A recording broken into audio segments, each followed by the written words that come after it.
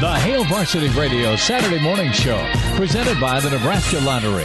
Strap yourselves in. Here are your hosts, Chris Schmidt. Y'all don't even know he was a virgin until he's 28, and now, roll tide. And Mark Kraynak. Time has come for someone to put his foot down. And that foot is me.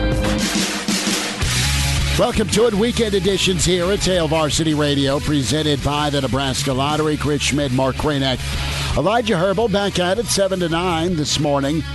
And can find and follow us on Twitter, social media at Schmidt_radio, at Herbal Essence. Can email Chris at HailVarsity.com. Lot to get into. Busy week. The Mark Whipple hire on our minds, along with Nebraska adding a Raiola to the coaching staff, with Donovan Raiola on the offensive line. Husker basketball tries to figure things out here around 10:30 without Bruce Pearl on the sideline against Auburn. Nebraska, the walking wounded, as illness has overtaken them. And a big night of volleyball ahead for the Big Red as they try and take down hated Texas. Numbers to get in, 466-3776.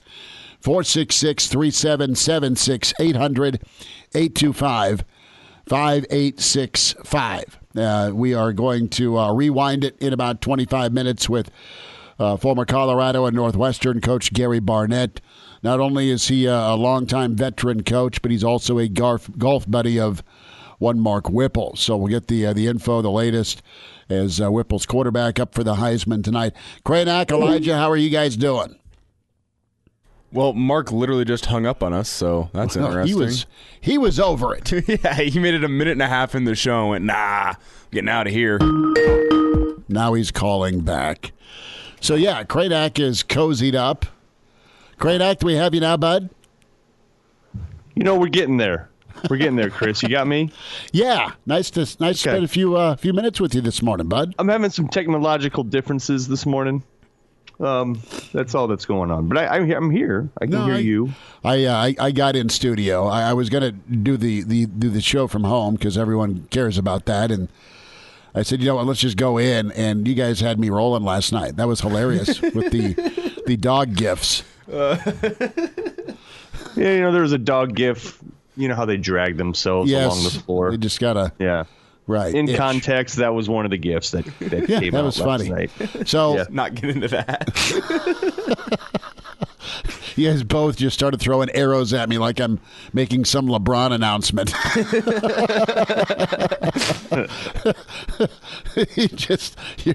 You're all over me. But we're here. It's Saturday morning. It's cold and garbage outside, but it's not icy if you're out and about. So the roads in Lincoln aren't horrible. Kraynak, let's get into the hires here, fellas. Let's jump in and touch on what Nebraska had a chance to do and what Nebraska did. We've also obviously going to follow the market watch for Nebraska football in the portal with some of the visitors this weekend. You know, Whipple's a name that was kind of out there by some of the media members. You thought about Corn from Coastal Carolina. You thought about, of course, USC and Air Raid, right? And Mark Whipple is where Nebraska decided to settle, and a really pretty good track record this season. And you had a nice build to what Pitt became, and that's a New Year's Day 6 football team.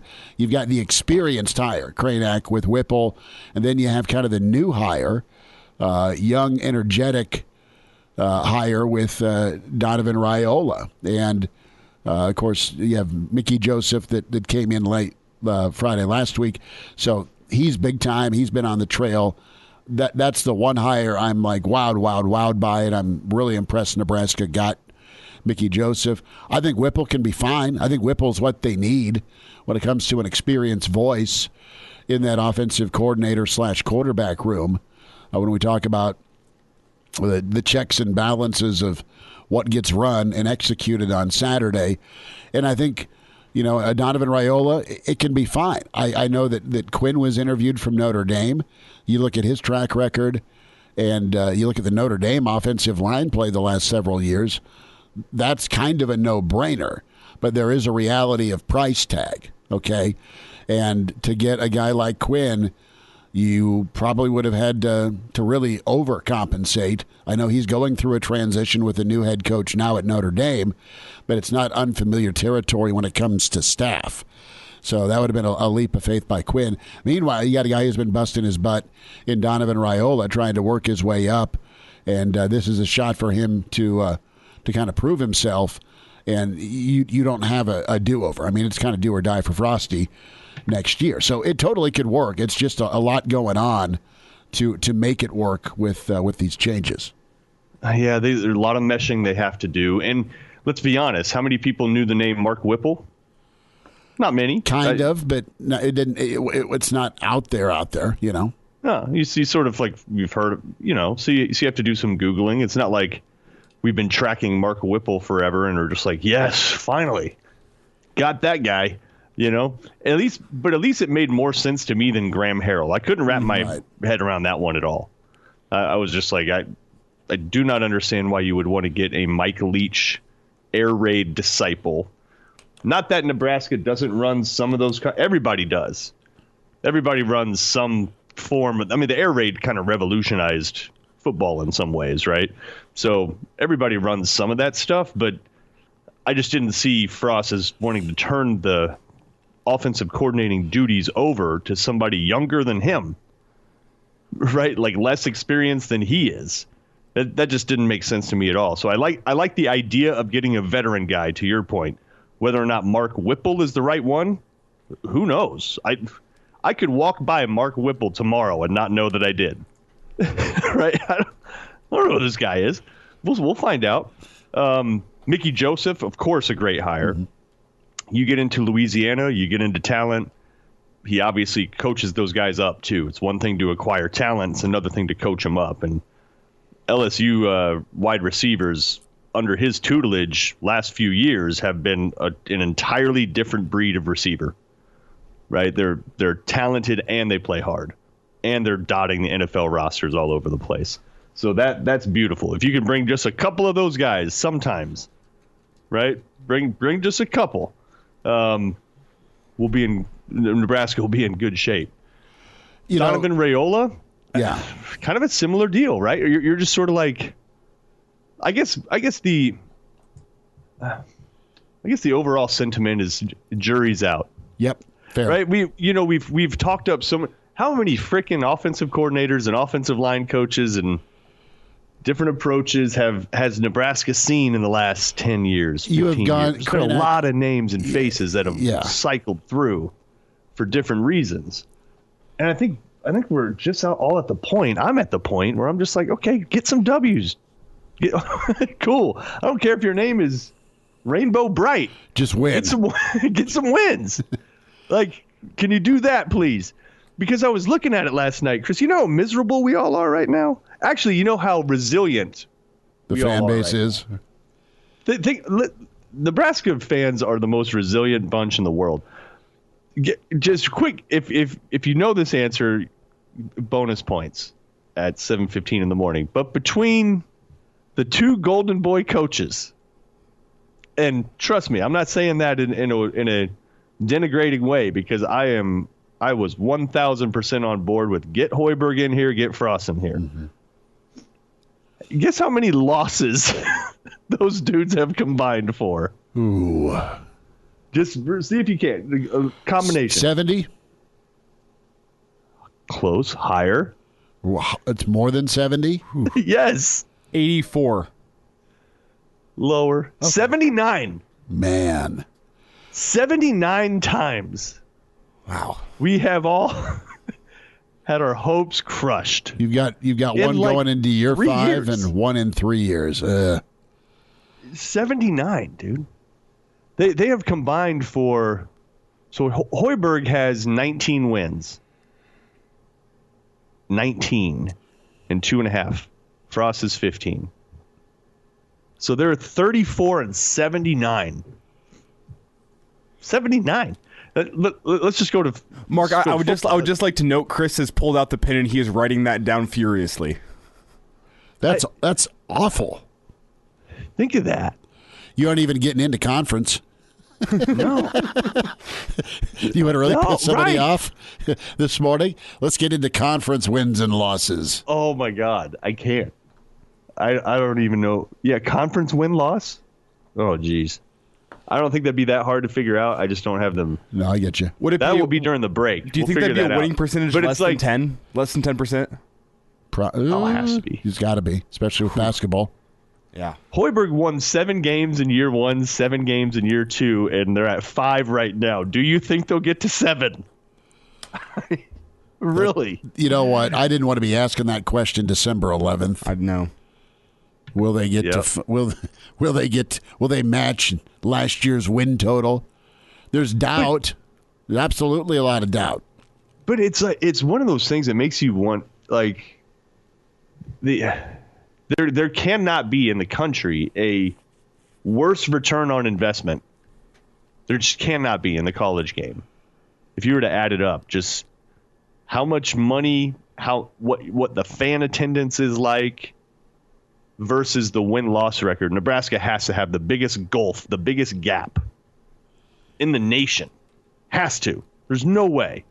Because Vanderbilt's pretty terrible at both sports, but fans don't go and they don't pay a bunch of money. There are other bad athletic programs right now in the men's sports, in the primary men's revenue producing sports. Mm-hmm.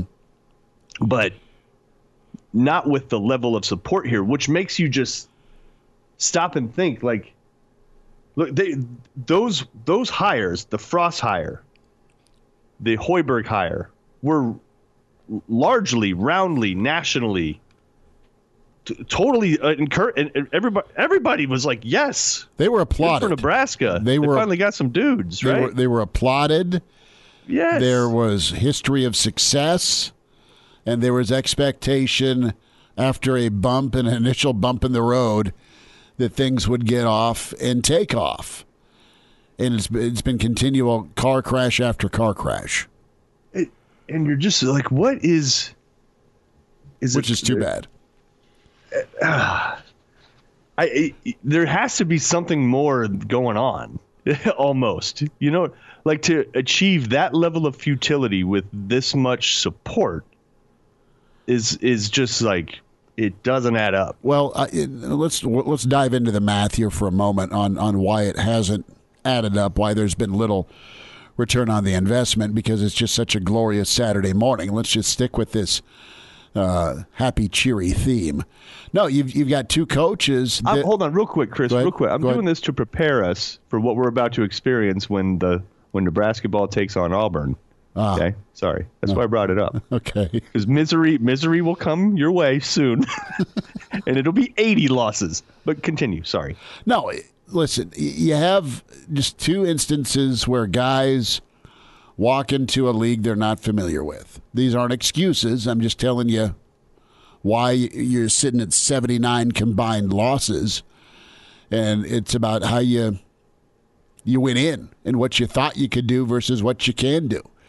And with Frost, you come in with your offense, your style, your philosophy, and you've had to tweak. And you've had to get bigger and stronger on the lines of scrimmage. That's not instant. That takes time to build up. You thought you had your cornerstone quarterback. And while he kept you in a lot of games, didn't win you a lot of games. And then when it comes to replacing the talent you inherited, because, listen, there's some guys that were left over from the Riley era that really did some good things for you. They're part of the reason you have at least some wins, right? When we think of the Zigbos and the Stanley Morgans of the world, the Fosters of the world, right? Gifford. I mean, just kind of go down the list. So you've had to adjust, and you were just wrong off the get-go with your game plan. Same with basketball. You had a 7-year deal to start out, and how do you want to go to work? Do you want to take it on the chin for a couple of years and build? And Fred's tried to blend some high school with the JUCO or transfer route, which is what is happening in college basketball. He started it, for God's sake, and was great with it. So both guys came in doing with what produced successful results and got them hired at bigger jobs. It just didn't translate to this league because you don't have a big to deal with on offense. All right, if you're Nebraska basketball, you've been wrong with your talent evaluation as far as how immediate that impact can be, and you're always resetting, right? You're always resetting a new roster, a new group of dudes every year, and it's just been real hard chemistry-wise to get everybody on the same page and accepting their roles for basketball. That's been a problem. Cool, I'm glad you got a 5-star. I think he's going to be a really talented, and he is really talented, but he's also an 18-year-old trying to play against men in the non-conference, and it's going to even be worse in the Big Ten. From a football standpoint, your lines of scrimmage have not been what they need to be, specifically on the offensive end. You want to win, you run the football in the Big Ten. Your offensive line's not been built to do that. And you've not had a running game to support your quarterback, so he's been running and your offense for the last 4 years.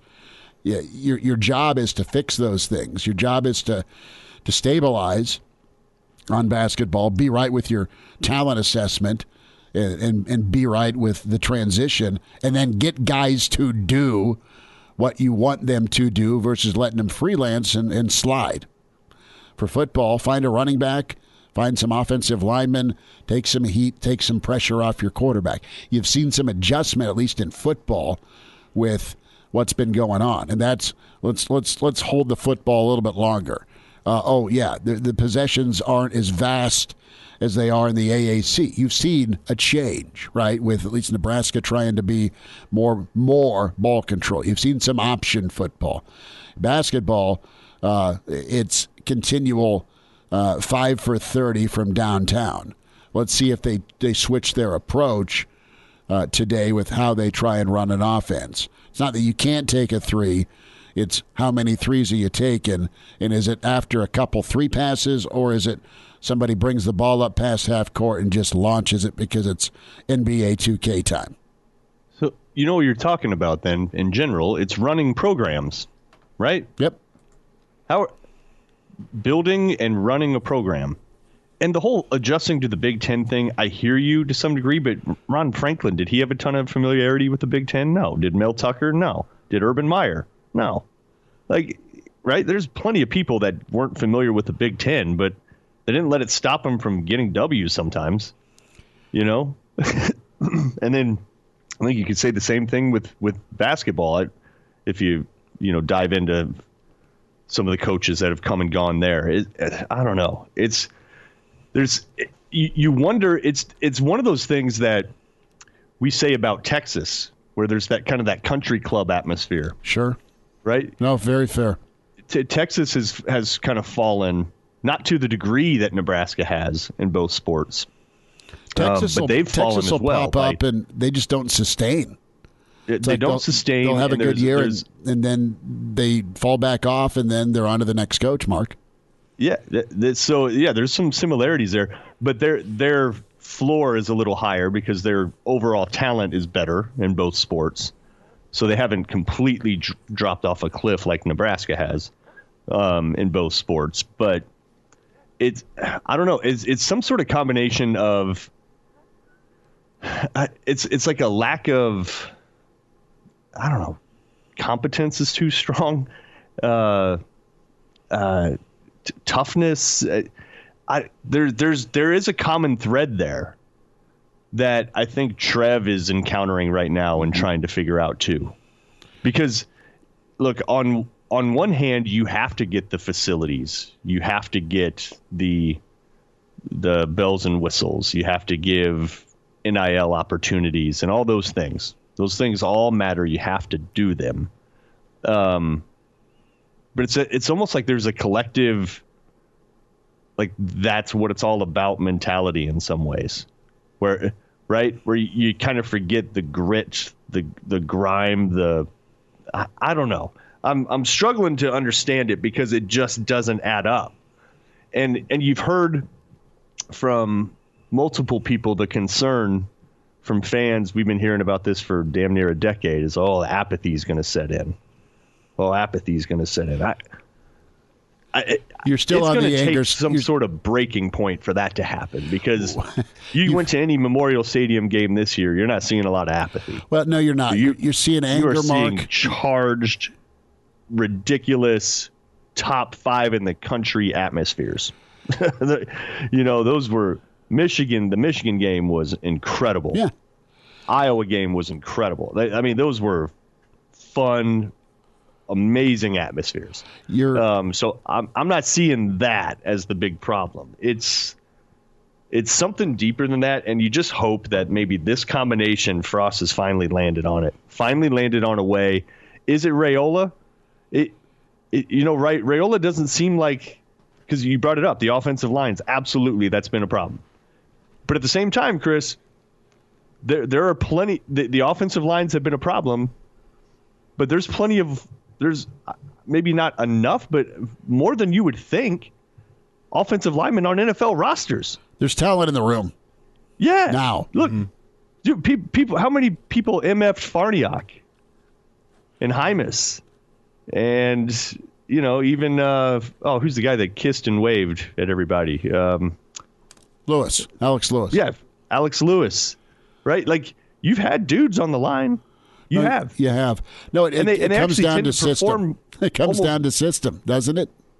Maybe, right? Because they tend to actually perform better once they get to the league. Mm-hmm. Even though they're like, they're who's the other cat that played left tackle?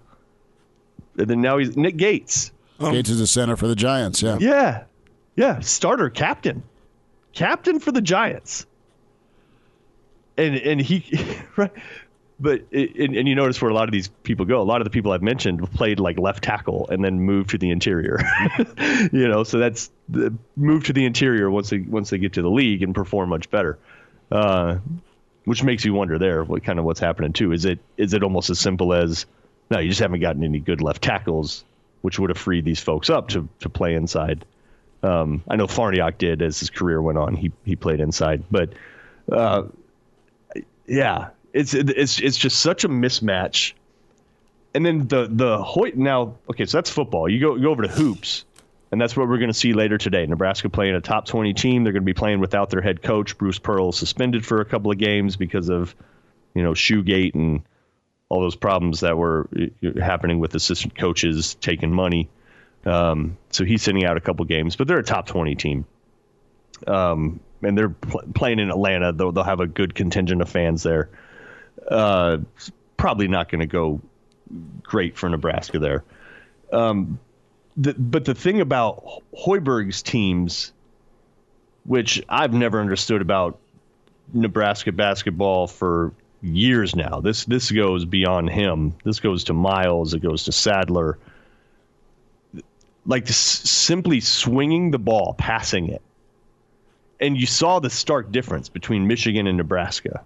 And it's the mark of a really good team, where there is a precision, there is a purpose to passing the ball. It's like a sequence of 3 to 4 passes to get the defense chasing and to leave somebody wide open. Other teams do that all the time. Good teams do that. Nebraska hasn't done that in... Danny Nee's teams didn't even do that. Just, why can't you have a system? You do. It's where that happens. You do. You have a system, and if they adhere to said system, that's why they've gotten off to good starts their last 2 games. Nebraska had a great start against NC State. Nebraska had a good start against Indiana. They were up 10. Nebraska had a good start against Michigan. It was 13-13 at the under 15 timeout. Okay, so your starts have been good, but there's no follow through with what you've been doing. I know other teams will make an adjustment, but they go away from sharing the ball, swinging the ball, and having that kind of around the horn precision and mentality. When Nebraska's moved the ball, you look at all the threes that they've made, which is few, but look about where those have come from. It's been an inside-out pass, or it's been an extra pass, kind of a little pocket pass to a guy who's ready to spot up, catch, and fire, and drills it in rhythm. There's been no rhythm or flow offensively because there's not been any enforcement. Well, it feels like Nebraska's offense requires somebody, one of their ball handlers, to go beat their defender off the dribble. Yeah. And when you look at other college basketball, I mean, that works great in the NBA. Sure, when you have James Harden, when you have Kyrie Irving, when you have LeBron James, they'll beat someone off the dribble. But when you look around the wider world of college basketball, there's better ways in college basketball in order to be able to initiate your offense. Whenever it comes down to either Alonzo Verge or Bryce McGowan's, those are the only two guys in the team that feel like they can consistently beat their man off the dribble. When it's only those two guys that can run your offense effectively, what are you going to do? Kobe Webster, good player. He's not talented at beating his man off the dribble. Lat Mayen, not talented at beating his man off the dribble. Just name anyone besides Alonzo Verge and Bryce McGowan. They can't beat their man off the dribble. Whenever your offense is requiring somebody to beat their man off the dribble and only two guys in your team can do it, you're not going to have a good offense. No. And poor Verge, I know he's taking some arrows, but he's trying. I mean, he's doing what he can to initiate some offense, and yet four other dudes standing around. Mm-hmm. I mean, he's trying to get to the rim, and he does, and a lot of times he'll finish. But when he's driven and kicked out, you're not making your shots, or you're not taking shots at the rim. Or if you do get to the rim, it's rejected. But they've been living and dying, and mostly dying from three-point land, Mark. But there's what you notice with Michigan, and then Creighton's been really good at it. Kansas historically has also been very good at it. Like, there's a purpose to all the passes, right? And it's not even just as simple as drive, kick, shoot. Mm-hmm. It's drive, kick, swing, skip, right? It's inside touch layup. I mean, that ball is just rocketing all over the half court 3 to 4 times. And then there's somebody wide open, and there's movement, and there's just purpose and precision to all of it.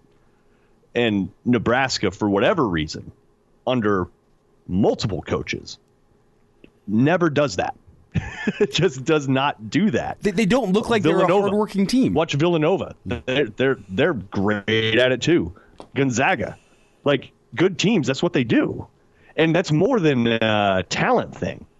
Right? That's not just are you talented thing. It's a mentality thing. It's a drill thing. It's a philosophy thing. Culture. It's a culture thing. It's winning basketball. With Nebraska basketball, where do you see off-ball screens? Where do you see guys moving without the ball? You don't. I mean, when you watch the NBA, which is what this system's supposed to be, you got elevator screens. You got guys setting screens for your shooters, making sure they're getting open. And you just don't see it with this Nebraska basketball team. You see 4 guys standing around watching the ball, hoping that something good happens, hoping Alonzo Verge can make something happen and dish it off to you underneath. I don't see the effort half the time. I don't see the effort defensively.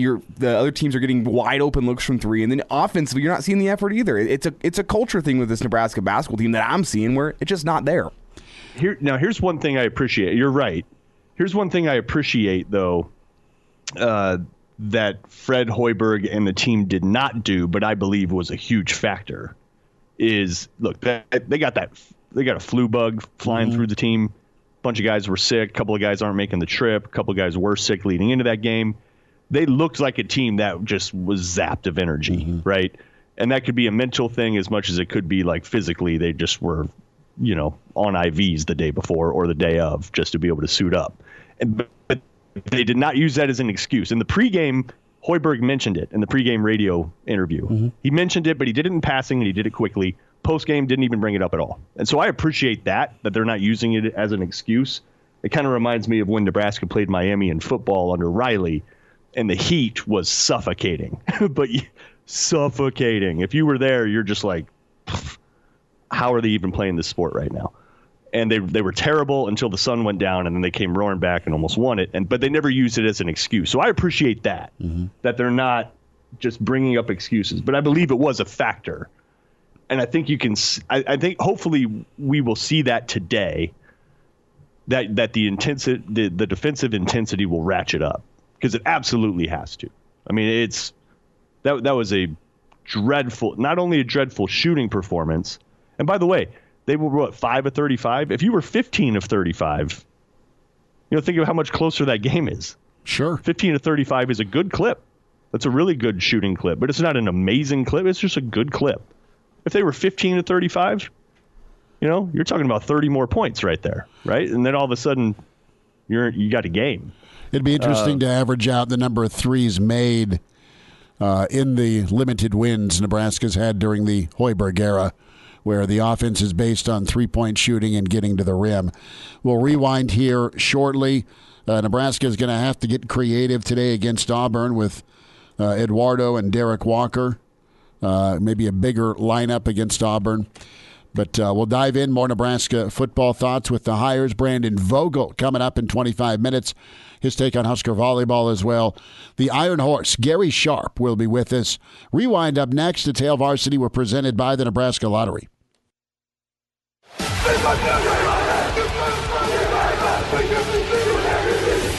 back with Hail Varsity Radio, presented by the Nebraska Lottery with Chris Schmidt and Mark Kraynak. Back into it at Tail Varsity Radio, presented by the Nebraska Lottery. Let's talk some college football. Hall of Fame coach with Colorado and Northwestern and Missouri, Gary Barnett with us. Coach, we've got 60 degrees on site here in Lincoln a lot of next week. It's smoking weather, Coach, rib smoking weather. Can you help me out? You got something up your sleeve? Well, Chris, it doesn't have to be 60 degrees to be rib smoking weather. I mean, if the sun comes up, and even if it doesn't, it's still rib smoking weather. So, I'm going to try something different tomorrow, as a matter of fact. Just a little change. I'm going to try some ribs called Pinehurst Brewery Railroad Ribs. It's got a pretty cool. You got to figure out the recipe because they don't just put it out there for you for the rub and for the sauce. You got to sort of do a little deductive reasoning on it. But I'm going to try those. I'm going to try cooking some ribs like that tomorrow and see how they turn out, just for a change. You went with the Great Barnett rib off over the summer. You went grill instead of smoker, and they looked incredible.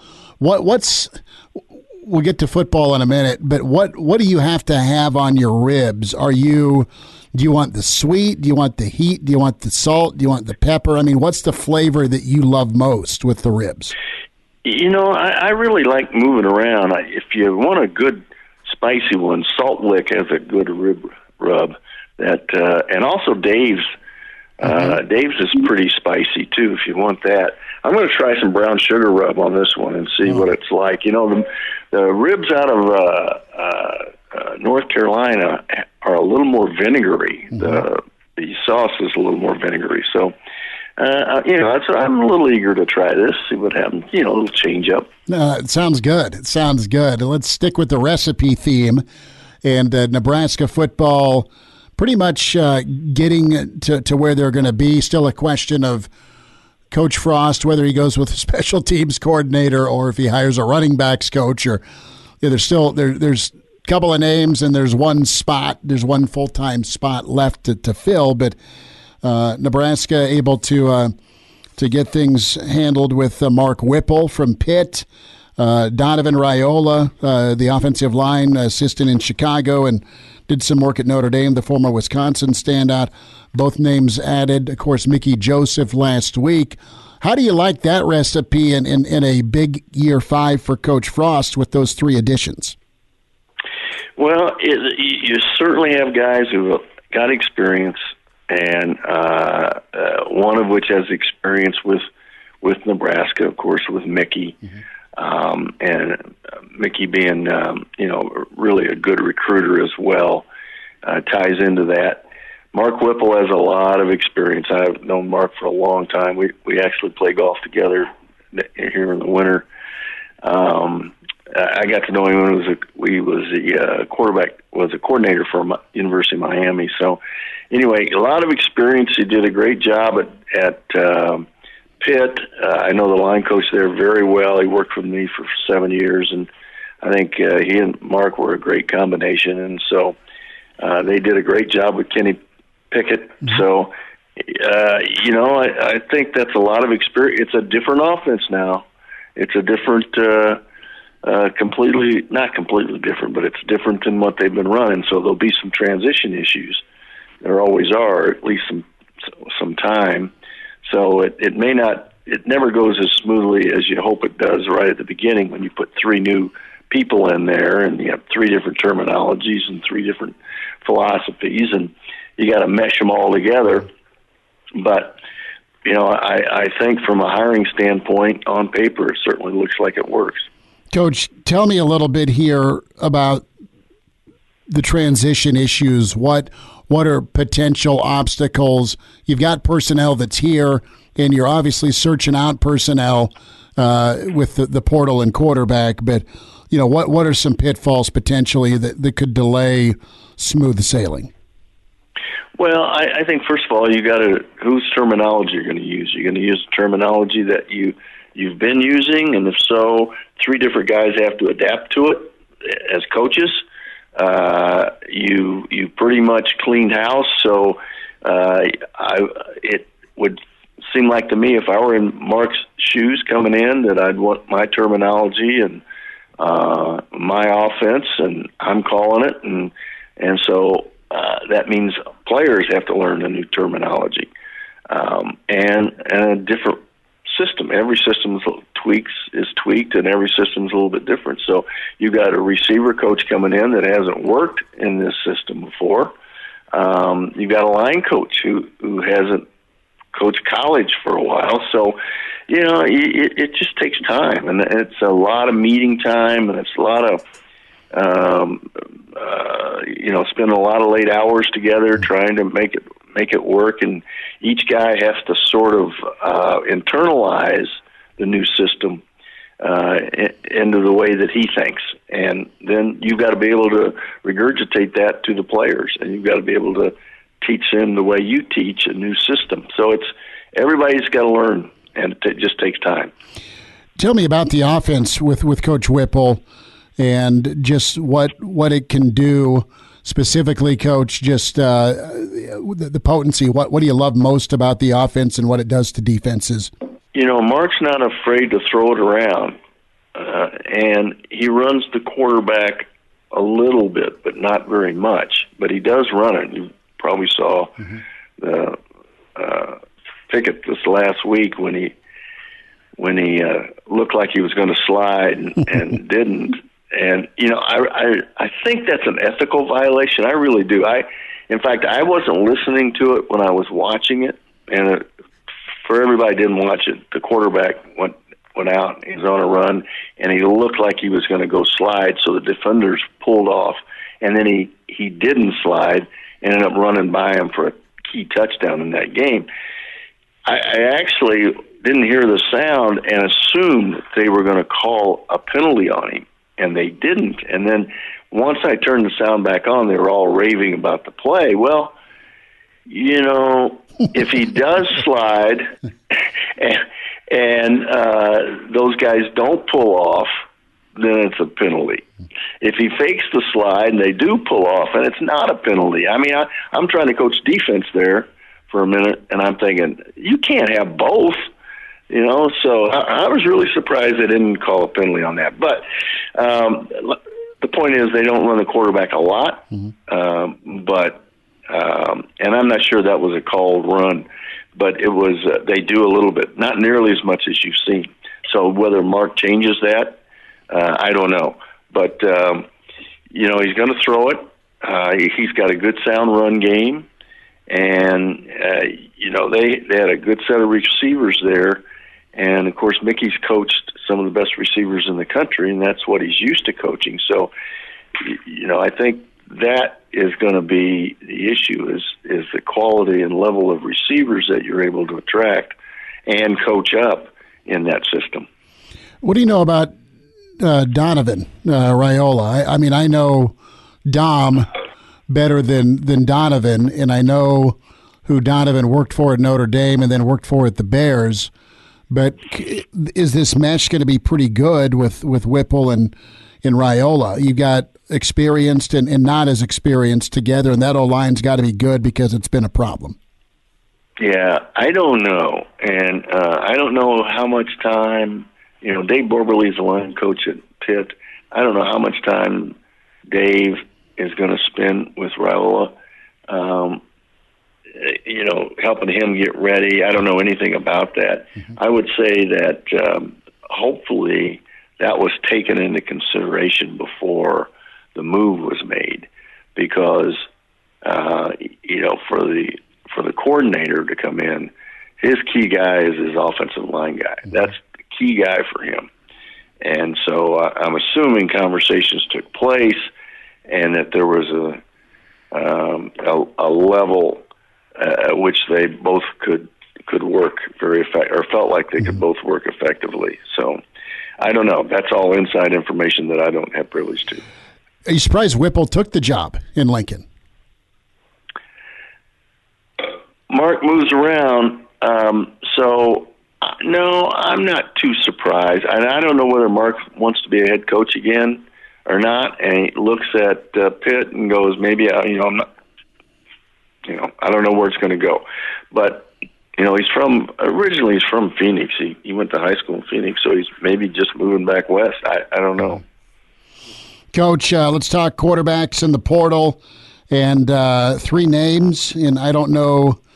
I know 2 of the 3. There's been some sort of communication or contact. The third is Rattler, and there's rumors floating around about him. But Rattler, of course, from OU, Brennan from LSU, the other LSU kid, and then Chubba Purdy, the Florida State kid.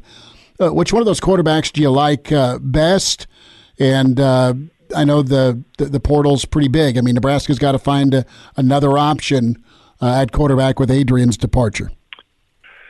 Well, I think that as you view, and for Mark Whipple, I think probably the kid at LSU is the best match. So I don't know. They got 2 in the. I was thinking Brennan, right? Yeah, no, I'm thinking more about Johnson. So, okay. That one seems to be more of a match than he's a big kid, and that one looks like to me it's more of a match. I don't know that much about Purdy other than the family, and there's 2 others playing now. Rattler and Purdy are both from Phoenix, and I don't know whether that figures in with Mark or not. But to me, just without doing any research into this, I think Johnson is the best match for him. Mm-hmm. Gary Barnett's with us. A few minutes. Hail Varsity Radio. Coach is going to go on the rib adventure this weekend, the Railroad Ribs. You got to send me a pic of that, and we'll tweet it out over the weekend, Coach, because, football's on. That's going to be great. You got Army-Navy going on. The carousel's finally coming to a halt, but there's still an opening here. What's your read on Oregon, Coach? Boy, I tell you, that one's being kept pretty quiet from what I can tell. I don't know whether they're in negotiations with Chip Kelly to bring him back or not. I don't know what's going to happen with that job right now, but it'll be a splash. I'll tell you that. It'll be a splash, and it will set off another change probably. So I think you're going to hear something on that in the next day or 2. They can't go much longer. They can't go much longer because time's wasting. Is it as simple as, is Chris Peterson a fit? Did they go back to Kelly? Harsin, I know he just made some hires at Auburn, but he's really kind of a Pacific Northwest guy. And are you surprised there's been so much turnover with Oregon? I mean, I get Cristobal. I mean, he's a Miami guy. Well, yeah, I am surprised there's been so much turnover. Chris Peterson, that's the job Chris always wanted. And he's been out now, and just depends on whether he's enjoying life or whether he's ready to get back on the treadmill and the grind. I still think Justin Wilcox at Cal is an issue, is a potential. He's from Boise, was up there, did a great job, and has been around. So I still think, to me, the 4 names or 3 names are probably Chip, Peterson. You can throw Harsin in there, but that's after 1 year at Auburn. I don't know if that's possible, but and I still think Justin Wilcox is a name that you got to listen for. Coach, I'm going to go here. Who's better at golf, you or Whipple? Oh, you know what? It's a good match for us. It's a pretty good time. I play with him down here at Whisperock. He comes down with some friends and always plays. So, it's a pretty good match for us, actually. So, looking forward to playing with him again. Last thought, when it comes to recruiting in Louisiana, Coach Barnett, you've done that in your career. Mickey Joseph's in on some high-level guys. Is it, despite Mickey's, as good as Mickey's reputation is, what's that ability level like to go raid Louisiana again like Nebraska used to with Mickey? Can that be done a second time? Oh, I think so. There's a lot of players down there. You just have to go to the private schools for the most part. There's a lot of players. I mean, they're all over the place. And, everybody recruits down there is your issue. So the name Mickey Joseph, the whole Joseph family in New Orleans will carry some weight. There's no question about it. So he'll still be able to drag a few guys out of there. Coach, enjoy the weekend. Thanks for a few minutes. All right, Chris, great being with you. Thank you. The Hail Varsity Radio Saturday Morning Show, presented by the Nebraska Lottery. Strap yourselves in. Here are your hosts, Chris Schmidt. Y'all don't even know he was a virgin until he's 28, and now, roll tide. And Mark Kraynak. Time has come for someone to put his foot down. And that foot is me. Welcome to an Hour 2 weekend edition, Hail Varsity Radio, presented by the Nebraska Lottery. Chris Schmidt, Mark Kraynak, Elijah Herbel. And we kick things off this second hour with managing editor with HailVarsity.com and magazine and author with John Cook, Dream Like a Champion, Brandon Vogel in with us at Brandon L. Vogel on Twitter. Vogue's busy weekend of sports. How you doing? Not too bad. How are you? We're good. We're good. Now, we'll dive into volleyball. We'll get into some Husker basketball and talk about the hires in a moment. But on the spot right now, the Vegas line has Auburn minus 14 over Nebraska basketball that tips off here in a little more than an hour and a half or so. Is that just the mother of all give me lines? You look at the illness, the mindset. I know Auburn's dealing without Bruce Pearl, who's probably having a beer. Minus 14. Does that seem low or what? Yeah, I mean, it definitely does. There's a ton of unknowns. I mean, I don't think Auburn's going to fall apart without its head coach. No disrespect to Bruce Pearl, but they'll be okay on that front. I mean, the bigger thing is who's available and who isn't for this Nebraska basketball game. I guess if you're really interested in that line, you can do some Instagram sleuthing to at least see who's in the city of Atlanta at this point. But it seems, it would be impossible for me to take Nebraska in those points just based on their current run of play and the uncertainty about who's able to go and who's even fully healthy if they are there. But I will say that a lot of these lines end up being pretty close, whether they look like it or not from afar. So, yeah, it's I know which way I'd go, but I still don't even feel 100% confident in Auburn beating that number. Very fair, very fair. That's Brandon Vogel, the opening line minus 14 Auburn, Nebraska basketball a little bit later today. Vogues, let's get some thoughts here. So on the list of names, all right, every great AD's got the list of names for the head coach, and every head coach has a list of names for that OC, okay, unless you are the OC. So on Brandon Vogel's wonderful list of offensive coordinators around college football, where was Whipple at? Where was he with your radar when it comes to all the names we heard here that finally got put to bed with the hiring of not only Raiola, but, of course, Whipple here this week.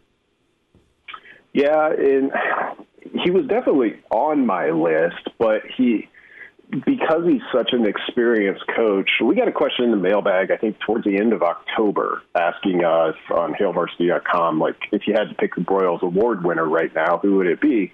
And I actually said Whipple, based on what Pitt was doing offensively. I can't remember. I think they had one loss at that point.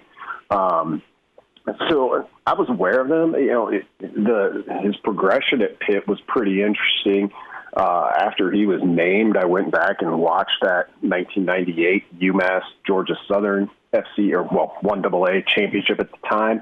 And the broadcasters there were talking about, well, Georgia Southern's running the triple option, and UMass is super interesting and fun offensively. So he was a name I was familiar with. I think my take on it was he seemed like a guy who a lot of his time had been spent Pitt's not the East Coast, but it's closer to the East Coast than Lincoln, Nebraska is, who'd spend a lot of his time mostly in the Northeast. And I just kind of thought he was a guy who was probably off the table. So I didn't really, he wasn't one of the names that came immediately to mind of, I think Nebraska's going to target him. And I don't know, I guess we'll find out eventually a little bit more about Nebraska's search and how it kind of unfolded. It may have been a guy where you didn't think you had a shot at him. You thought maybe he was pretty happy where he was at until you asked. Brandon Vogel with us on Hail Varsity Radio. A lot of that contributes to why he wasn't kind of one of those first. Vogues, we still got you, bud? Yeah, see, I jumped in there because I thought he was done talking. Vogues got tased. I got you. I can hear you. There we go. You dropped out, but it was wonderful. You know what, Brandon, though? I think that was the gods speaking, though, because we should change the topic. Real quick, how many losses do you think Nebraska basketball and football have combined for? Oh, you're going to quiz him now? Under Frost and Hoiberg. Yes, I am. This is my favorite part of Saturday mornings is Mark come in with the slightly obscure stat. And just quizzing horrible. everybody, yeah. Yeah. What do you think, Brandon? Now you pissed Brandon off. He just hung up on you. Yeah, I'll get Brandon dialed back in. Yeah. Well, we'll keep everybody in suspense that maybe didn't listen to our first segment today. Shocking. For that answer. I'm going through Pitt's record, and I'm just like, okay, how did they lose to Miami, and how did they lose to Western Michigan at home? Look, I don't even want to address this topic anymore, right? Like, did you seriously want to talk about, is Frost going to get it done? Like, I don't. No, I know that's kind of what we do every Saturday. I'm asking Pitt. How did Pitt lose to Western Michigan and Miami this year? I haven't watched a single Pitt game. I'll be honest. Have you? I watched enough highlights. Especially See what I'm saying? You didn't watch any Pitt games? They were fun to watch. I mean, I caught like two, but see what I'm saying? And you did not watch front to back. No, I watched. I fast forwarded. It's fine. Yeah, you don't watch. No, we don't. We have Vogues back. Proceed, Mr. Kraynak. How did Pitt lose to Western Michigan? I don't know. They just did. All right, Brandon, real quick before we change topics to something more cheery. Let's bottom out first, though. How many losses has Hoiberg and Frost combined for? Do you know that answer? I'm going to guess 79 because, of course, I listen to the start of the show like I do every week. Very good. Let's go. Did that number surprise you, though? Like, when you just hear it out loud and you just think of how many times it's been that you've had to write a column or Jacob or Aaron or anybody else at Hail Varsity has had to write kind of the same story. Oh, football, well, they didn't get it done at the end of the game, or there were too many turnovers, and special teams was terrible. And then in basketball, it's like, well, they didn't have any ball movement, and they didn't some hit their awful threes. shots. It's just like copy paste and then change a few names. Like, I guess in some ways, Brandon, now that I'm thinking about it, you could institute like a Mad Libs system at Hail Varsity, where you just have to just change some names and a couple numbers every now and then, because the story's the same for a few years in a row now. Well, yeah, if I'm being completely honest, it feels that way writing those post-game football columns a lot of the time, unfortunately, and you have to try and figure out a new way to work your way into it. I would not have guessed nearly 80 combined losses, like just off from my gut. I would have had to sit and think, like, okay, well, basketball's probably got 40 over the past two, and even then, like, it some of those losses are on the road. Same for football. But every time Nebraska football plays at home, full state, look at it from that angle of all the people kind of getting together and showing up and being like, oh, you know, whether Nebraska's favored or whether they're a 14-point underdog like they are today in basketball, you're kind of like, well, let's see. You know, if this goes this way and this goes that way, and Nebraska should have a shot. It's not like minus kind of Ohio State football games. There's not a ton where you walk into them and say, well, this is just not going to go well. But it hasn't gone well nearly 80 times since it'll be 80 2019. in a few hours today, most likely. It could be 100 by the end of basketball season.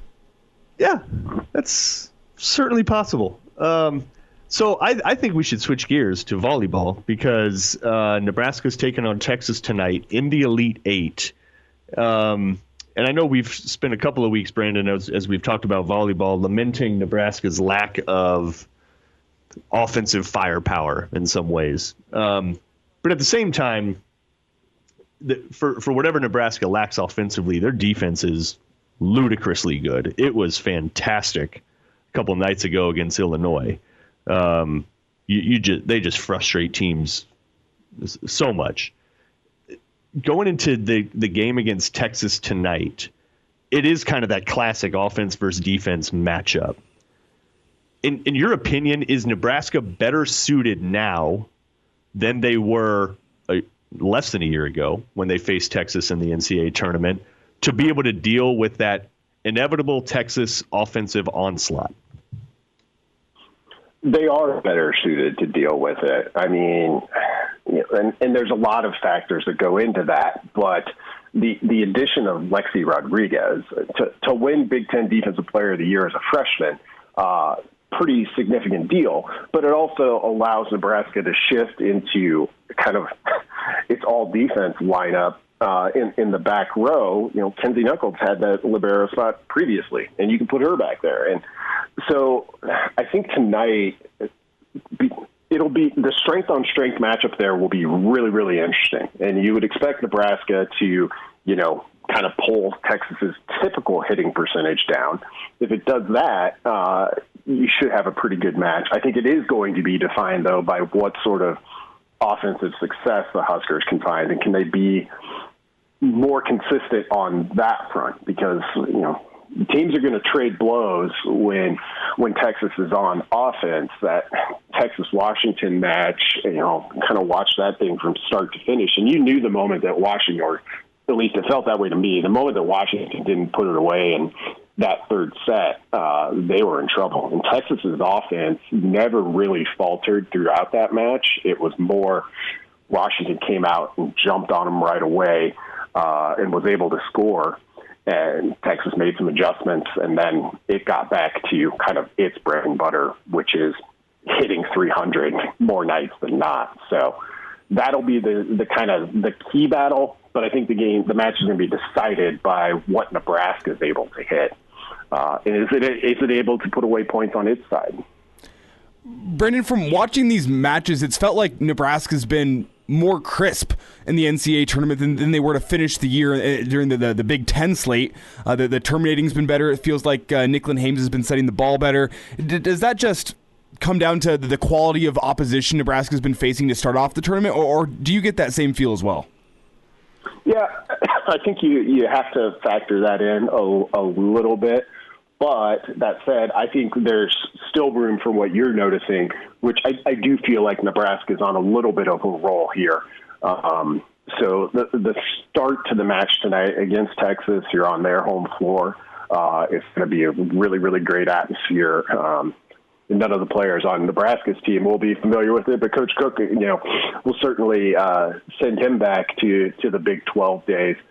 So, like we saw with that Washington match, that start, they really put Texas on the ropes, and Texas still found a way. So, I think Nebraska has to come out and look like they're continuing to play as crisp as they have, because I would agree. I think that's a pretty good word for it. Brandon Vogel's with us, talking Nebraska volleyball against Texas tonight, Elite Eight. At Brandon L. Vogel on Twitter is where you find him, his book, Dream Like a Champion with John Cook. Vogues, when it comes to the sport of volleyball, kind of put it in context with, we talk hoops, we talk baseball, we talk football, kind of the emotion and the energy aspect of it.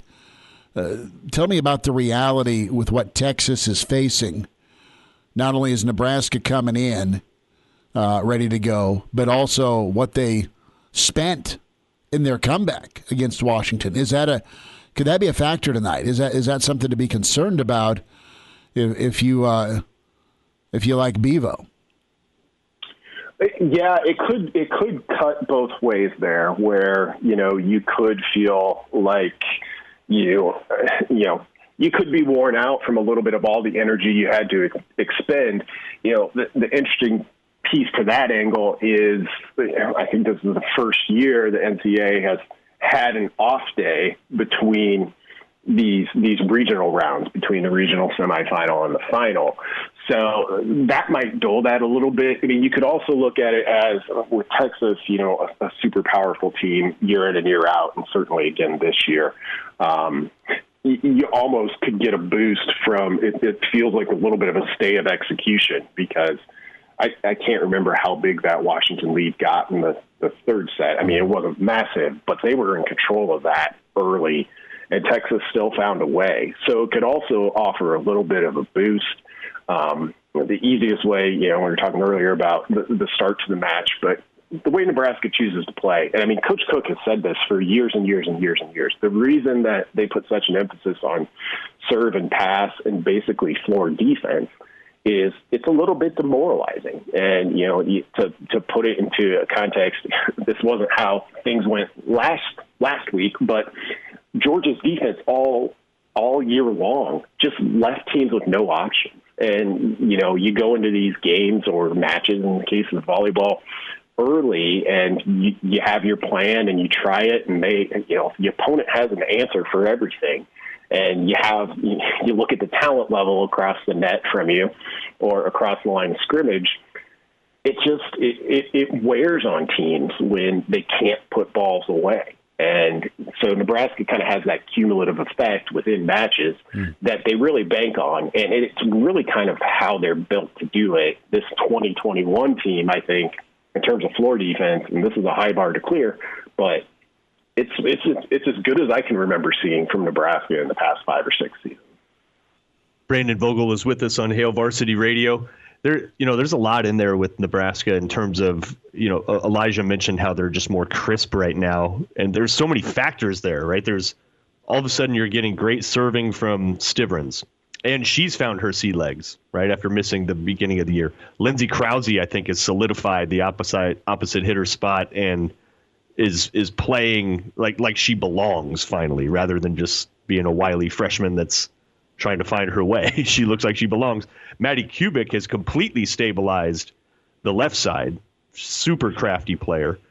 And Kayla Caffey, I think, has become a real problem for opponents after also trying to figure out how to coexist with Stivrins. But one thing that I saw Coach Cook commenting on that's been pretty interesting to me, and I'm wondering if you can put this into context of like how normal this is. But the other advantage Nebraska has with Lexi Rodriguez, the libero, not only is she really, really good at digging, but bump setting.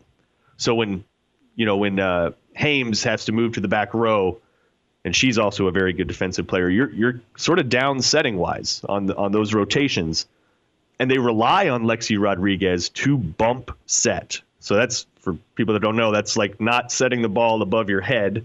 It's bumping to set, which you have to do if you're libero back row. You're not allowed to do the over the head stuff. Is that a luxury that Nebraska has right now, Brandon, or is that sort of what you expect from that position, like across the board at all kinds of programs? I'm just curious. I just don't know that answer. Yeah, I don't think you can expect it to the level that Lexi is able to execute it. You hope you get it, and you have an expectation for, that position. They're going to have to do that. But, so far through her freshman season, Lexi is an elite passer. I mean, there was a ball Thursday night that, it was a tough ball. I think she went to the floor to get it. And, maybe it was a little bit luck of the draw, but based on everything we've seen from her, it was a tough ball to just keep off the floor. And it ended up right where it needed to be. It was, a 9 out of 10 in terms of a pass. And she does that more often than not. She's just got a great feel for the game. And, you watch these broadcasts, they talk about out of system all the time, out of system. And it makes an offense predictable. It allows the defense to set a block. You can get around some of that if you've just got a really good bump set. And Rodriguez is capable of doing that as much as anyone that I've seen. We've only seen her for a year, but super excited to watch the rest of her career because this freshman season has been as good as advertised, plus some. Brandon, if Nebraska does indeed get the win over this high-powered offense of Texas tonight, is it Lexi Rodriguez that has to be the player of the game with what she brings defensively? Or if it's not her, who do you think needs to step up and be the MVP for this Husker volleyball team tonight for them to get the win? Yeah, I don't think it's Lexi, which is sort of the ultimate compliment because I'm pretty comfortable putting her over there and be like, she's going to be good and, she's going to win kind of the share you'd expect Nebraska to win defensively against a good offense. And Texas will win a share of those too. It's going to be one of those, the outside hitters or opposite hitters. You feel pretty good about Maddie Kubik in situations like this. She's played in a lot of matches with these kind of stakes. So it might come down to one of the freshmen. Can one of them get going? Can one of them have, kind of a breakout game against this level of opponent? And the interesting thing with Nebraska is, yeah, I could name a name of which one it could be, but I think the luxury they have here is they're able to play and rotate in, some of these various players looking for the hot hand. So that's one of Nebraska certainly didn't have that last year. And, it's rare for a team to have it to the degree that Nebraska has had. So I'll look to Krause or Badenhorst. One of those, how well, if one of them is able to get going, it's probably one of the key indicators, I think, for how this match goes. Vogues, should be good tonight. We'll see if Coach Cook and company can get it done. And thanks for your expertise on it, man, and jumping on with us this morning. Yeah, thanks a lot. There he is, Brandon Vogel, managing editor with HailVarsity.com and magazine. And his book, Dream Like a Champion with John Cook. You can follow Vogues on Twitter at Brandon L. Vogel. Jacob Padilla, also great coverage with Husker volleyball. So check that out on social media at HailVarsity.com tonight. Should be good, man. Can't wait for the match tonight. Yeah, and when you watch it tonight, there's so much more. I've gotten more into the strategy and all that. You're really pretty awesome at volleyball, man. I mean, I watch it. I get the basics of it. But yeah, you're a volleyball papa though. Well, exactly. Yeah. Daughter started playing, and so just kind of get into it a little bit more. And Cook is great. I've always been a fan of it. Just it's a fun sport to watch, I think. But there's a lot. It can look pretty random to the untrained eye. I think like a lot of sports. But the level of sophistication that Nebraska plays with is pretty crazy, man. Like you understand why Cook is who he is and why his coaching tree populates the rest of the volleyball world. Like, man, they sort of understand volleyball on a deeper level than their opponents do. They they just do. Mark, I want to put my ego aside here because there's one thing that's always not confused me, but I've always wondered, and I want to know if you have the answer. How do the setters decide who they're going to set it to? I'm going to set my ego aside. I'm not going to act like I know anything about volleyball. Do they have plays? That's not the right way to put it, because I don't want to sound like an idiot here, but how do they decide who's getting the set every single time? Okay, I'm saying this with 70% confidence. Okay, it's no, really, because I've often wondered that too. How do they even know? What? How do they even know where? But if you watch, if they're in system, and in system means that you dig a ball well, the other team hits it over, Lexi or somebody in the back row bumps it really well to the setter in the box, which is the middle of the floor near the net. So that's what you're trying to do. You're trying to dig it, get it to the setter in the middle of the floor where she doesn't have to run all over the place to get under it, right? She can camp out, wait for the ball to come to her. And then when she's there, she has options. She has 3 options. She can set it back over her head to the backside. That's where you see the Stivrin slide. She can set it to the far end to get, your outside hitter, or she can set it to one of the middle. You have options. And so based on where the ball is being set from, you usually have 3 and sometimes even 4 if there's someone on the back row, like Maddie. If she's on the back row, Kinsey Knuckles is an option on the back row. A lot of teams aren't great at that. Nebraska is. They will get kills from the back row where you have to jump before you get to the line. I'm probably going all over the place here, but the basics of it is that the hitters don't even necessarily know. They are all getting ready to attack. So Nicklin just has those options, and she makes a decision in the moment, and she's making those decisions based on where is their block set up, who do they have on the front. So if they have their best blockers over on the left side of the net, she's probably not going to set it over there, right? Because if she does, it's going to be hard for the ball. So she's making that decision in the moment, and she has at least 3 options. And each of those options are going to act as though they're getting the ball. They don't know if they're going to. So they're going to go attack, trust that the set is going to be there, and one of them is going to get it. So they're the receivers running the routes, and Nicklin Hames is the quarterback. It's a pretty good way of putting it. Yeah, very similar, right? The receivers are all running the routes. They don't know if the ball is going to get thrown to them, but they're running the routes and getting ready to catch it in case the ball does come their way. I think it's the same way. So if you watch it, when they're in system, a Lexi or a Kinsey bump to Nicklin where she can camp out and set it. If you watch, you'll see 3 attackers getting ready to kill the ball. They just don't know if they're going to get it.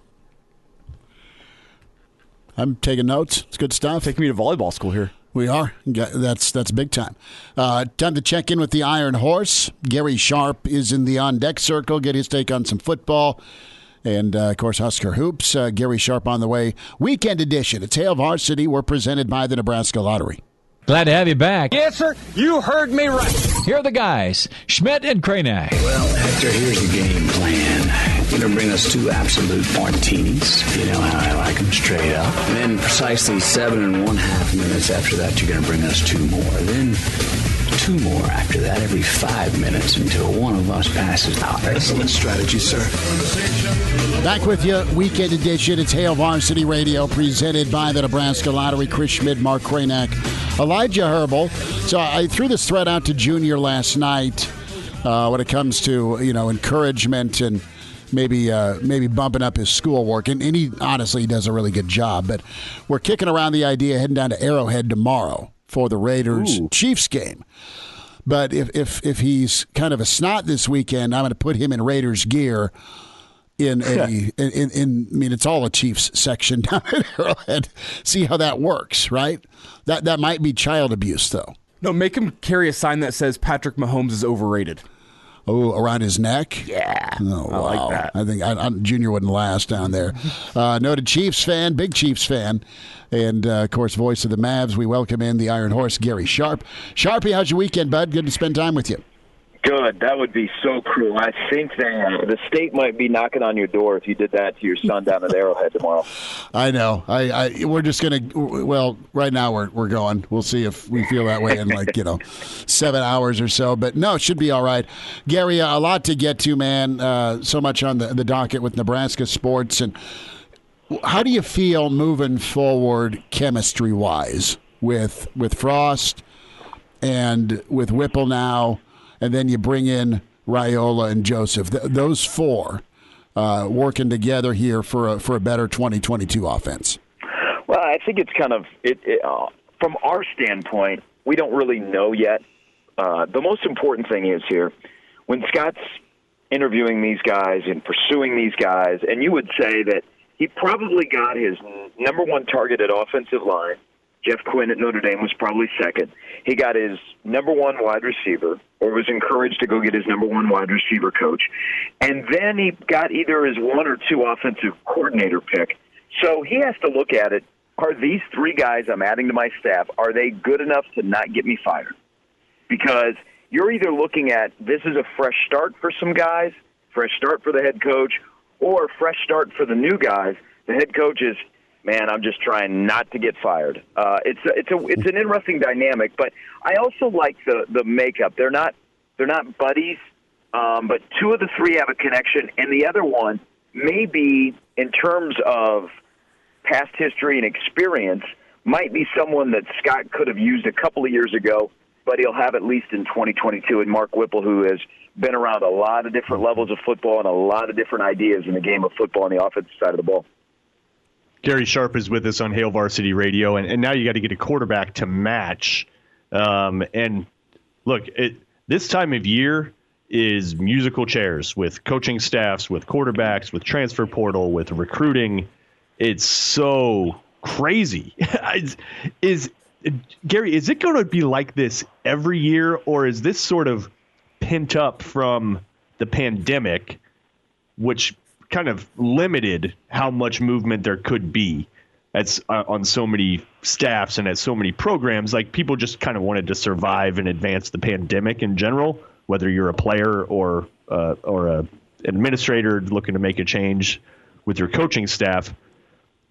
Or do you think this is the new normal where, November through December is just mad dash with decommits and people deciding to transfer and coaches moving to different places to this degree? I think as long as the early signing period is where it is, and it's this Wednesday upcoming this year, I think it's going to be with athletic directors feel like they got to make quicker changes because they got to get somebody in place to recruit. Guys go into the portal so they can grab a spot on a particular roster. We kind of have to wait, and you brought up a really good point, Mark. This was a COVID year. So in terms of player movement, and rosters that were a little bit older, we'll see how it impacts it down the road. Now, immediate eligibility does have a major impact that you can go wherever and you don't have to sit out a year anymore. You can play right away. I think from the COVID standpoint, there were probably a lot of administrators that said, we'll give you a pass. It was a COVID year, odd year. We didn't play a full schedule. Not in 21. If you weren't better in 21, we got to make a move. I think part of what we're seeing will be here from here on out in college football, maybe not the just craziness, guys, that we have had with people in the portal and coaching changes and staffs moving all over the country. I mean, it has been absolutely wild. That's why, you're almost hesitant to say, Nebraska got through phase one of the offseason. They got their staff in place. They got guys in the portal. They're ready to go. I don't think this is done. I think you still have an opening at Oregon, and that'll be a domino. Whoever goes to Oregon, it seems like it's going to continue for a couple of more weeks. And, it's the guys that are in the portal, they're not forced to sign this upcoming week. They can still wait another month or so, and, that's always fluid. There's no deadline on when you can go into the portal and when you can pull guys out of the portal. The really only restrictions are you can have 88 on your roster now. You got to be to 85 by August. So I think get ready. This is a fantasy college football season, and it's pretty wild. There's some that don't think it's good for the sport. There's others that think it is great to have hot stove college football. Gary, a prediction here, either from a timeline standpoint or, where Coach Frost will go with the remaining coaching vacancy. running backs coach or special teams coordinator. You hear Ron Brown, you hear Bill Bush. There's going to be a lot of other names out there, as many openings and transitions that's occurred here. Is that something we hear about here in the next week or so, or is it just going to kind of linger? No, I think you have to by, probably over the next week we'll get some finalization. You haven't heard any names attached to running back, and Nebraska's fortunate that Ron Brown is around. Mm-hmm. Do they go the route of that position is handled by an analyst, or is Bill Bush elevated to full-team special teams coordinator and also runs running backs? I think it's more likely we get a full-team special teams coordinator than a full-time running back coach. But, again, you could combine them. But I think in the next week, before Christmas, that'll be solidified. So you have your entire staff that is solidified. And hopefully some of the jobs that are open, like in the state of Florida, on Nebraska staff that have Florida connections, those guys are still in Lincoln and not elsewhere. Were you worried about that? I know Fisher's been sought after multiple times over his tenure. I mean, wherever he's been, whether he's Central Florida or even Nebraska, I mean, guys are knocking on his door constantly. Well, it's been kind of quiet with Travis Fisher. You haven't heard a lot about him since the season ended. You don't see him out on the road a lot or hear about him out on the road a lot. I know he likes it here. He likes his room. He's got a challenge with young guys this upcoming year with the seniority that he lost, and then Cam Taylor-Britt as well. I think the guy to keep an eye on is Sean Beckton. If I'm Billy Napier or Mario Cristobal, I got a guy in Lincoln that coaches tight ends that's a really good coach, and he's also a really good recruiter with great Florida connections. That would be a guy I'd watch, but I don't think there will be movement off guys that are here currently. But you never know. I mean, it's a crazy time. Who would have thought that Lincoln Riley would go to USC or Brian Kelly would go to LSU?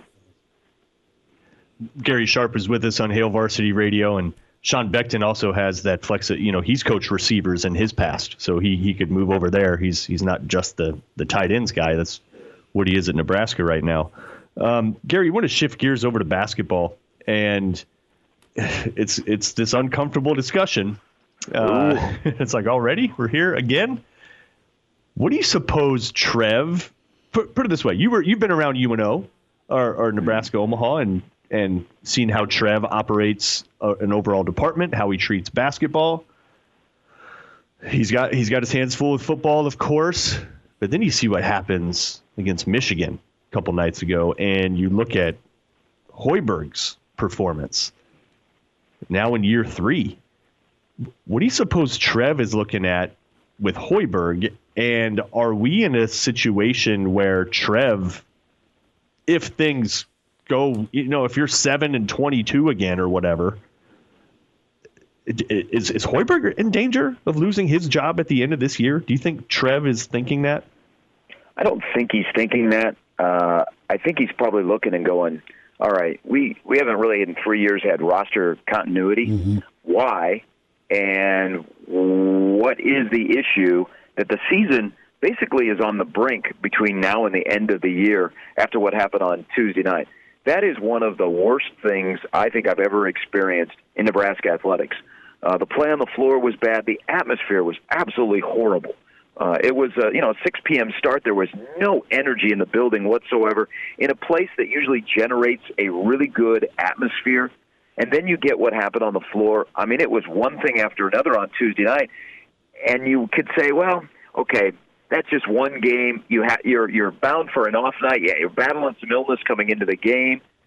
It doesn't feel to me that is a one-off, that this is in a really, really precarious spot because Western Illinois has happened. Creighton has happened. This game happened. You lost to North Carolina State in a game that I think you drew some people in that said, man, they're a little undersized, but they fought. They could have won that game but lost it for overtime. And then you had the Indiana game. But the Michigan game is one that sits on the tab. And I think a lot of people, Mark and Schmidt, looked at that and said, for the first time, they wonder, is Hoiberg the answer? Because it looked like a team that had not been coached, a team that was just like last year that I can't relate to. Stand around on the floor and one guy, Verge, just does everything. It's a bad spot for Nebraska to be in, and today could be ugly because you don't know who's going to be playing and how much they're going to be able to play against a really good Auburn team. I think you can draw some goodwill if guys go out there and bust it, and they play hard. People realize that the challenge that Nebraska has today. But at 10:30 this morning, if they play hard, you'll be like, okay, now what does that mean next week when Kansas State rolls in?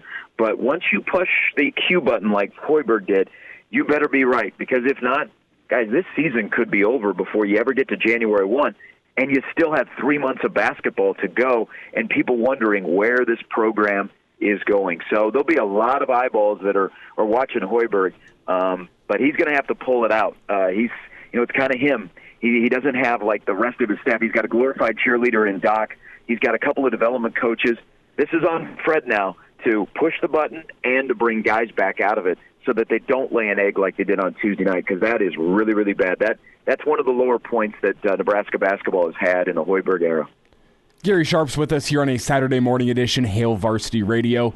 And Gary, this is not too difficult of a question. I guess the choices you have aren't too difficult, but it's difficult for me processing in my head. And the question is what has been more perplexing to you? Has it been Coach Frost and his attempted rebuild of Nebraska football, or has it been Coach Hoiberg and his attempted rebuild of Nebraska basketball? Well, I know what you're getting at, Elijah. I hate to compare because both programs, in terms of history and where they were when both guys walked in the door, were at different levels. I think I'm surprised at both. There's no way you can look at football, 4 years ago on December 2nd of 2017 and go, man, football is going to be in a really good spot. There's no way you could have sat and said, man, football is in a bad spot after year number 4. I think basketball, you're like, okay, Nebraska's history in basketball isn't great, but I want my expectations to be higher. I think both are, roster continuity, staff, how strong it is, some unfortunate bad luck that has come their way. But at the end of the day, they both have to be better at their job because there's really no excuses. Football doesn't have really any more excuses to lean on. They've got a lot of stability from the administration of the athletic director. They're getting a brand new facility. They've turned the roster over, so it is all of Scott's guys that are in here now or have been around them long enough that they know what to expect. In basketball, the facilities are better. They play in an NBA arena. They play in a big-time conference. But the roster is just rolling over. So I don't think anybody could have envisioned that after 4 years in football, into year 3 in basketball, that Nebraska football and Nebraska men's basketball would be in this spot. But right now it is. That's the reality. You can't run away from it. I think they share some similarities, but I don't like to compare where they're at and trying to go, I'm surprised by one or the other. I'm just really surprised that both have not had success on different levels. Fred Hoiberg, I'm surprised, has not come into this year and has been better because they have not. They're basically a 500 team, and they've got talent that is better than that. Their talent level is better than that. And Sharpie, got a couple of minutes here, and we'll get you out, man. Thanks for joining us.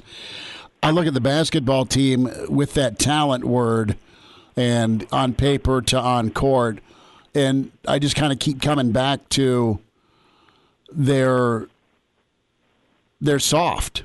They're soft going to the rim. They're soft making choices with launching threes versus moving the ball. Fred can put them in position with either a set or they'll start out a game. Their last 3 ball games, they've started out okay, but then they just drift away from it. Can this team become blue collar, I guess is my question, because that's what's going to really keep them from nosediving in the Big Ten. They may not win, but we get back to the point of what the biggest problem was against Michigan, and that's the fact they didn't keep fighting. You're going to get beat. You can get blown out, but go down swinging. They were tired of swinging, Sharpie. Well, I think that's why you feel for a guy like Derek Walker today. Yeah. He's going to go up against Jabari Schmidt of Auburn, who's 6'10" and is an NBA guy. That's really the only guy they have to get physical. I don't think the program right now, the way they run their offense and the talent they have on the roster, is built to play a blue-collar physical game. They're built right now to have guards that drive into the paint and kick it out, and they shoot threes. And we know that when those aren't dropping, and Nebraska is one of the worst teams in the country, boy, do you have a plan B? That's the scary thing. Okay, they're not falling. Let's settle in. Let's run a half-court offense. That's just not there.